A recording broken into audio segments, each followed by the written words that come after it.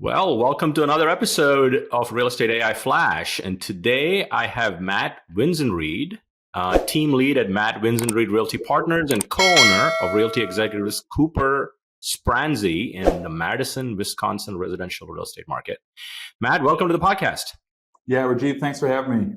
Yeah, I mean, you and I met in Dallas at the 1,000 Watt Brand Summit, and you were talking to me about stuff you're doing with AI, and I thought that was very valuable to get you on the podcast. So can't wait to dive into it. But I'd love for the listening audience to get to know Matt.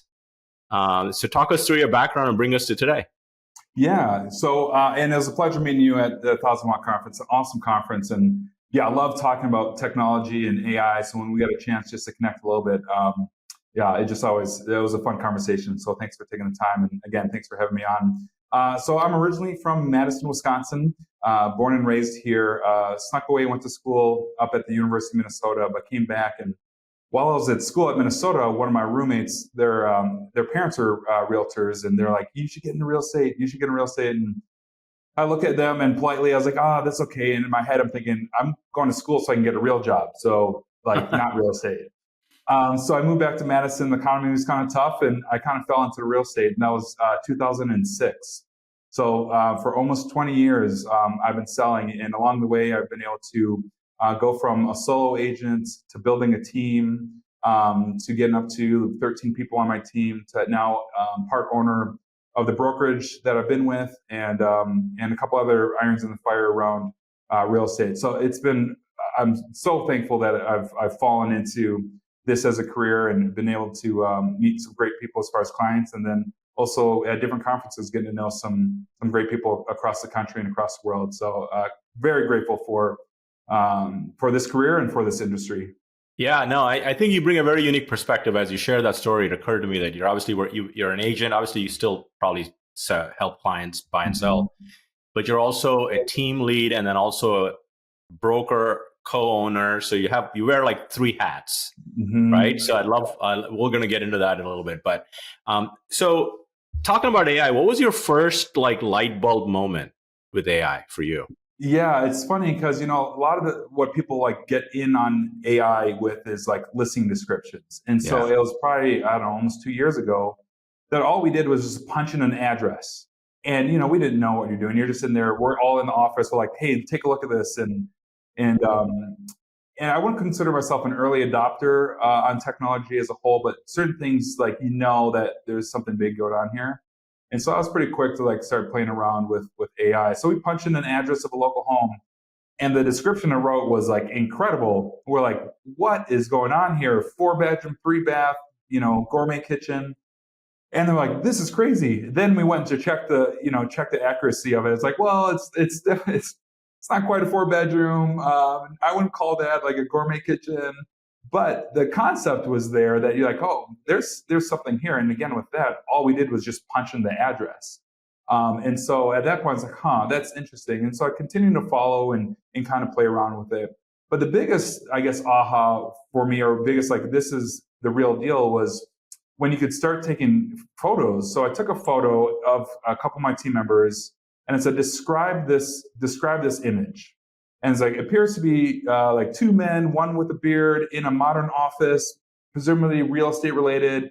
And, and it's like at that moment when it was, I didn't even expect it to be like, modern office. It's like, there's 2 guys in this photo. It was all I expected the response, but for it to be, give the amount of detail that it did and pick up that it might've been like some kind of real estate office and stuff. And I'm like, all right, this is the real deal. Like, this is something that's going to be a game changer. Yeah. No, I mean, and imagine where we were like 2 years ago, and now it seems like the exponential rate at which AI is evolving is crazy. I'm sure you've seen the recent image creation stuff that you can do with ChatGPT. And, Sam Altman, I sort of follow a few people, including him, and his tweets are very interesting. And he mentioned something about in 2022, when they first launched ChatGPT, they went to a million users in the first 5 days, which looking back wasn't much, right? Considering where they went to 100 million in 60 days. But recently, when they launched the image model, they added a new million users in an hour. Yeah, so, I mean, it is clearly another ChatGPT moment for image creation, right? In so many ways. So I'd love to dig into some of your specific use cases that you use and what you're teaching your agents as a team lead as well as a broker owner. Let's get into it. Yeah, and I've listened to your podcast, and I love the tips that that your guests have been able to share, and I take note of those too. And a lot of them is very tactical. It's like, oh, I'm going to use this to craft an email, or I'm going to use this to analyze data, and I use it for all those things as well. But what I think sometimes people forget is you can also use it for fun within real estate, even if it's for my team or my brokerage. And so when Hey Gen is an app that you can use to twin yourself and make a video. So I'm playing around with that, and so I ended up sending an email to my team, just talking about the upcoming events that we have coming up, and got a couple different announcements, and just want to send it out to see their reaction, and ended with saying beep boop, like if I was a robot, and I send it out, and the reaction we got, I mean, everybody's responding just hilarious, like, that's so weird. I knew it was you, but it wasn't you. Something was up. And so just like the buzz that it got internally was just a lot of fun doing it that way. Right now people are like, well, use it to create 7 pieces of content and send it out on Instagram and Facebook. And yeah, you can use it for that type of stuff for sure. But also think through other fun aspects that you can use AI for, even internally within real estate. Maybe you do have a client that you're really you click with pretty well, so you kind of take a chance and send out a video like that to one of those clients. Another way I recently used it just for fun is we have a WhatsApp group that we celebrate our wins in. So if somebody gets an accepted offer or just had a great listing appointment or something like that, we'll post in there. And one of my team members ended up getting an accepted offer. So I asked the AI within WhatsApp to create an image of a blonde hair guy hitting a game-winning home run, and people celebrating around him, kind of to look like this team member. So sent it out, and everybody's just laughing at like, what is going on? Who is this guy? What's happening? But it's just a fun way to use AI within the industry. And I think I look for opportunities to do that. And then at the same time, I'm honing my skills and then deciding, well, is this a way I want to use it for, out-facing, consumer-facing communications or use cases. And so some of it, you just have some fun. But you mentioned like the new image capabilities. Again, just want to play around with it, a little early adopter. We had some raffle prizes for a sales contest. And so the day they announced that the images were there in ChatGPT, on my way to the office, and I love the just be able to talk to ChatGPT like that. For me, has been a game changer alone. So I could create for me a raffle prize flyer around giving away Apple iPods, and create for me. And so on my way to the office, talking to it, it created awesome imagery. They're all kind of created within our brand style. Looked like if I created in Canva, taking 45 minutes. And by the time I got to the office, I had 5 of these flyers set up for them to be able to decide what raffle prizes they want to put their raffle tickets into. So, yeah. Again, you bring up a very interesting point. I mean, I think a lot of us have gravitated to using AI, whether it's professionally or even personally. And I think it brings up a certain level of creativity juices for all of us, versus only the designers had creative juices and everybody else was just visualizing it. Now you could create whatever you can visualize, you can sort of create it. And it sort of democratizes the whole process, right? Which is interesting. Yeah, and for me, we have somebody on our team that does like graphic design, and so it's not going to replace her, right? But it's like, hey, learn this, so that frees up more of your time, right? And find the right prompt so it produces within our brand guidelines or within our color scheme and stuff like that. So, I don't look at it as like, oh, now I'm going to save $1 from not, getting rid of an employee. I was like, this is a tool that now that employee can use to level up her game and level up what we're doing to our customers. Yeah, for sure. It's interesting. I think even image creation, I mean, as your designer starts to embrace it, AI-powered designers will do a lot more than people that are not AI-powered. Right? Exactly. And I was talking to an agent the other day, and they said, I have a VA team that they offshore a lot of things to, and they've incorporated interviewing them on the level of AI use before they even onboard them as a VA. Yeah, right. Right? Because, I mean, you could spend 10 hours to do something or 2 hours to do the same thing if you knew how to use AI. So I think you bring up a good point. I think it's going to elevate and really give back the gift of time, so we can actually invest time in the things that matter, which are client relationships, agent relationships in your case. Right? Yeah, exactly. Yeah, I want to share another story, kind of how we use AI just for fun within the office. So I was taking my team. We hit some goals last year, so I took them to Cancun, and one of the team members were asking if had read online that the pool was closed. Right. So I know you're going to have Simple.ai. Is that what it is? Yeah, next week. Yeah. So from your tips, I had started playing around with that. Had Simple.ai call the hotel and call them in Spanish and ask them if the pool is open. And then at the same time, I asked them to check my reservation to make sure I had a balcony and if we needed to make reservations for the restaurants. And it made the calls and sent the transcript back and let me know that the pool was open. I have a balcony in my room, and we didn't need to make reservations for dinner at our resort. So that stuff to me is fun. It's a time saver, but AI, and I know it's been mentioned before on some of your podcasts too. It's not always 100% accurate. Another fun story is that I had ChatGPT review my lease because our exterior door broke, and I wanted to see, is that my responsibility to fix or is that my landlord's? And Chat responded with, I call my voice Chat GPT Chat. He responded with, it's on the landlord's responsibility. So I go back to landlord. It's like, hey, this is on your responsibility. Can you fix it? Like, no, it's not. And here it is in the lease. So I go back to Chat. It's like, hey man, you missed this. He's like, oh yeah, further along in the lease, it shows that you're responsible for exterior doors or something like that. I'm like, dude, I need you to write a response apologizing for this. So I had Chat write me an email that I sent to the landlord apologizing for our mistake and that we'll get the door fixed and stuff like that. So even with, like you mentioned, somebody using offshore AI, offshore VAs using AI, you also got to double check some of this stuff too. Even as smart as it is, there's certain things that might slip through the cracks that might not be 100% accurate. So we're still at the point where we still need the verify, trust but verify, I think. But at some point, it's probably going to be, almost 100% on that. A lot of that stuff. It's good. It's getting there slowly but surely. And interesting, you bring up Simple AI. On April 23rd, we had Catherine Lee, the CEO of Simple AI, on my podcast. So you should reference that episode. Oh, I already missed it. Oh, yeah. Well, it's coming. It's coming. We're obviously recording this prior to that date, but it's coming. It's the next week. So the other piece that's interesting you mentioned is. You talked about Simple, and then you talked about hallucinations, the ability for it to not clearly state facts. One of the prompts that has helped me, especially in high pressure situations like contracts and leases, is asking ChatGPT after its response, saying, what is your confidence on your response on a scale of 1 to 10, where 10 is high, 1 is low? And sometimes then it kind of goes back and says, oops.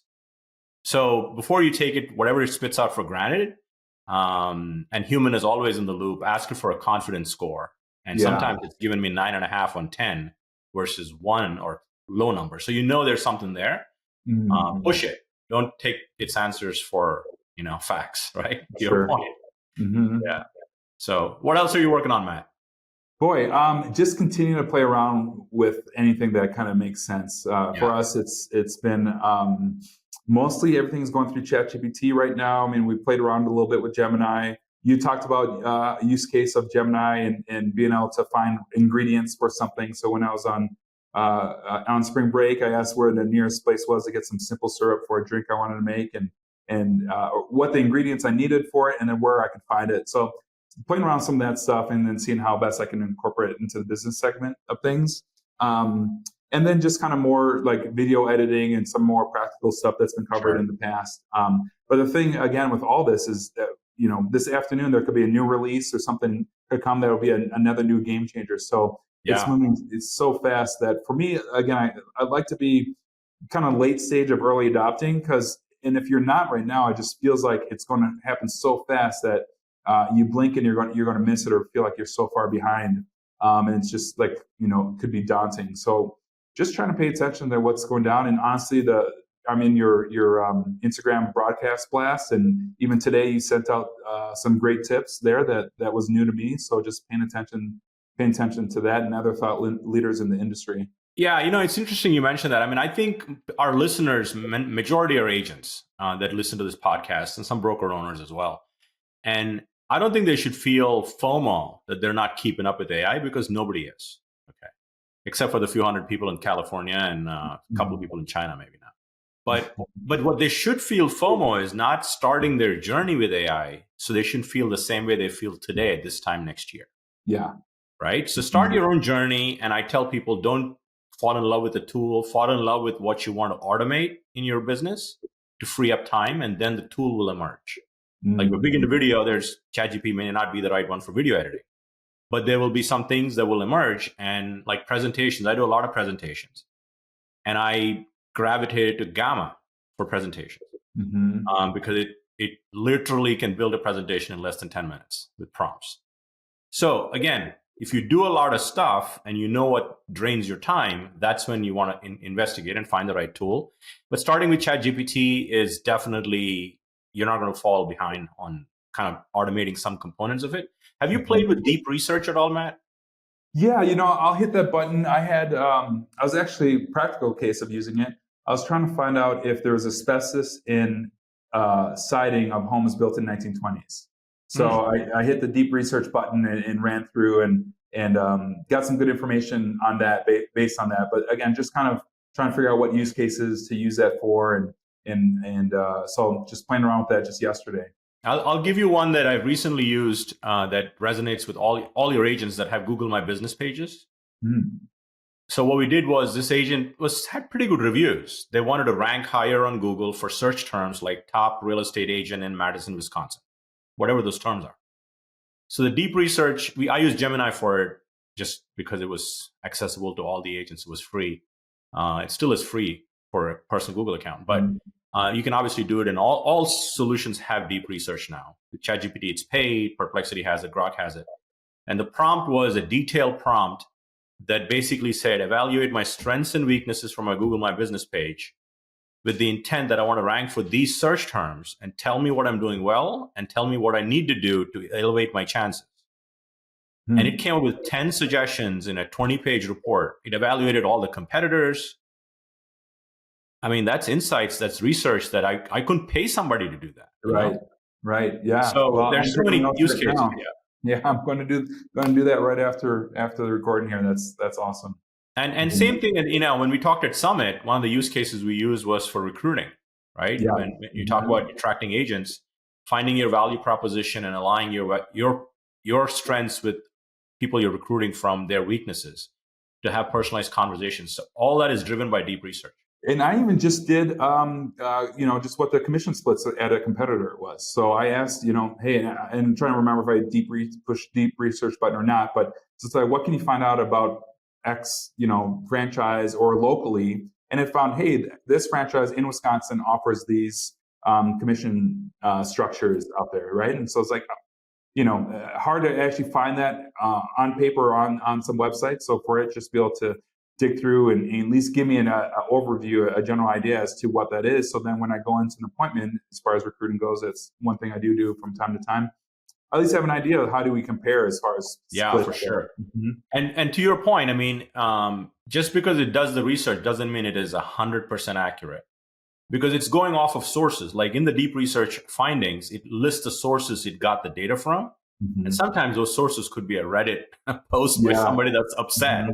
So you got to obviously validate it, but it gets you to the finish line very quick. Yeah, right. And we did talk about, even at the summit, talk about how you can, have AI give you the right questions to ask, and, do the research on that person, make sure that, and then from there, hey, what questions should I ask? How can I entice them with the idea of joining our firm? Here's another one that I've not tried this, but as we're talking, it came to my mind now. Like let's say you're recruiting me, right? I'm in your market, different brokerage. Obviously, you could do the commission splits, etc. But you could also technically give my online profiles to deep research and say, create a research report on Rajiv's personality, likings, dislikes, based on whatever they've shared on, whatever. And if you have a bigger online presence, that report will be more valuable. I'm going to run that right after this, actually, on somebody. Yeah, right. And the other thought too I had was like, can you pull like a disc profile or something like that? And yeah. It's like, all right, is Rajiv a high I or a driver? And then so I can cater my whole presentation, my whole time based on that personality, or give me questions to ask, or give me use cases to share with somebody who's in high I, or what can I share about my brokerage that would connect well with that disc profile based on the research they've done to find out more about this person. Oh yeah, for sure. I think there's so much intel. I think deep research was one of my big takeaways of 2024. Google obviously launched it. Now everybody has it. So that's great. So, as we wind down, I'd love to ask my podcast guests 2 questions just to know your background, but also people that listen love your references and your messages, obviously. So you've been in the industry close to 20 years, right? Mm-hmm. 2006 to 2024, that journey. So if you were a new agent today, what would be your recommendation to your younger self, Matt? Just in general, or just with anything? Whatever the biggest piece of advice you'd give yourself. Yeah, the biggest piece is surround yourself with like-minded people, right? And then if you're at a firm, you just want to be able to get to people who are going to be have that abundance mentality and be willing to take you underneath their arm and their wing, just be able to share with you what they've already learned, just the kind of shortcut that learning experience that you would have to do on your own if you didn't have somebody there. So whether you're on a team or a part of a brokerage that has people who are willing just to share some insight, share some experience, and just help you along that way. So honestly, that's what I was able to stumble upon right away, and just be able to be around some great people at different levels, whether they're just, new, just like myself, but are willing to mastermind, or somebody that's a level or 2 ahead of me with where they've been able to grow their business and be all open with sharing how they've been able to take those next steps. Yeah, that's solid advice. I mean, community is a big piece for new agents that are obviously beginning, but also masterminding with the right people that have already, how do you go through a minefield? You follow somebody, right? I mean, right? So that's great advice. So the final question I have is, I don't know if you're a book or a podcast person, Matt, but do you have a preference on how you consume? Lately, it's been more podcasts than books, just based on the time I've allowed myself to have. Yeah, and we're in the car too much time. Yeah, right. Moving on. So if there's a book or a podcast that has greatly influenced you more than the others you've listened to, what would that be? Yeah, it's funny right now. I turned some friends on to Notebook LM, and we didn't cover that, but they've been using it to recaps of their son's Little League baseball game across country. I'm in Wisconsin, they're in Arizona. So I've been listening to the Tukey Talk, their Our Tukey Phoenix area baseball podcast on the recaps.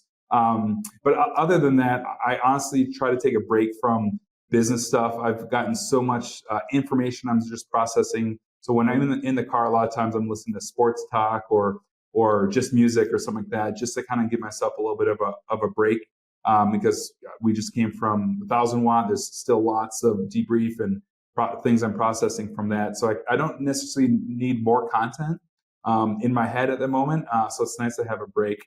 But as far as books that I intend to read, Building a Brand Story, Building Story Brand 2.0 from Donald Miller. I read his first one, which I loved and incorporated things. He has a 2.0 that I have on my desk that I need to crack open.